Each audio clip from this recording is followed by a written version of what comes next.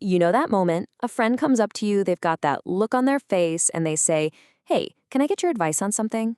It's a huge sign of trust, right? But let's be honest, it can also feel like walking through a minefield. So today, we're going to break down the art of giving truly great advice. But before we can even get into giving good advice, we have to talk about the foundation it's all built on. What it even means to be a good friend in the first place.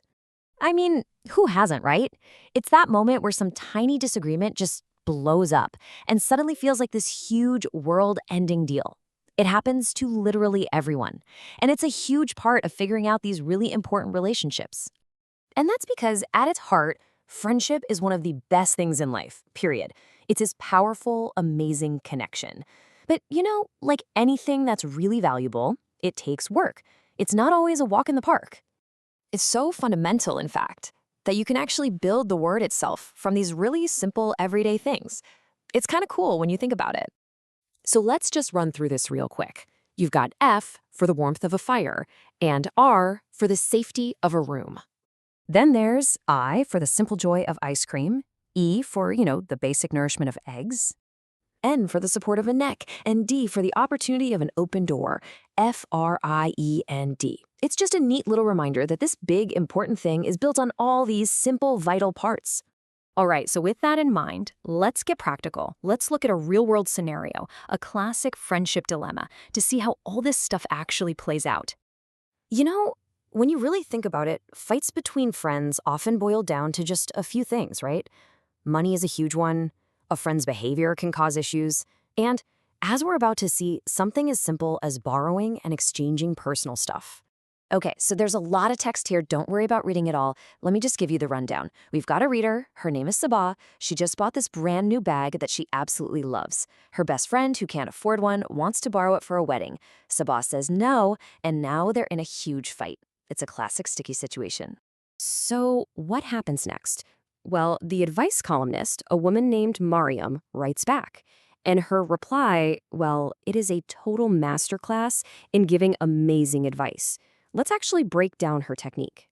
The very first thing Mariam does, and you can see it right here in her opening lines, is show empathy. She starts with, "I'm sorry you feel so sad, and I understand that it is difficult." She's not jumping in with solutions. She's not judging. She's just saying, "I hear you, and your feelings are valid." That is step one, and it's absolutely crucial. Okay, next, she does something really smart. She gently reframes the entire problem. She asks this critical question: what is more valuable to you, your friend or your new bag? Now, this isn't an attack. It's an invitation for Sabah to zoom out and look at the situation from a totally different angle. And finally, she gives some actual, actionable advice that is both kind and super clear. She says, "I would call and say, 'I am sorry,' offer her the bag, you will both be happier." She's not just solving the bag problem, she's suggesting a path to actually repair the friendship. Mariam's whole approach just perfectly embodies these core principles. I mean, think about it. She got the facts from the letter, she thought about both Saba's side and her friends, and she was understanding without being patronizing. And maybe most importantly, she suggested what to do, she didn't tell her what to do.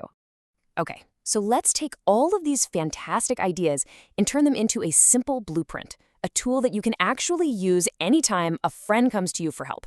Here is your 5-step guide to giving great advice. All right, here it is. Number 1, gather the facts. Just listen before you even think about speaking. 2, see all sides. Try to argue the other person's point of view inside your own head. 3, be understanding.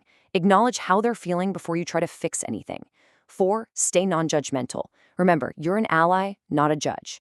And 5, the big one, suggest, don't command. Help them find their own answer. And this slide right here really drives home how much that last step matters. The tone is everything. Instead of saying, "You should have called your friend," which just sounds like a lecture, right? Try something like, "I would call and say I am sorry," or "Have you thought about telling him?" See the difference? It changes the advice from a command into a conversation. Now, we're going to zoom out a little bit because this is about so much more than just a formula for answering a letter in a magazine.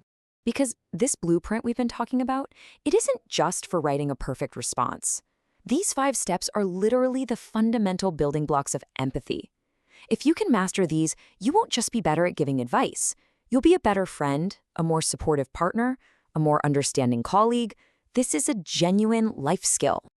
And in the end, it all comes back to that core message from Mariam's letter. It's about remembering what actually matters.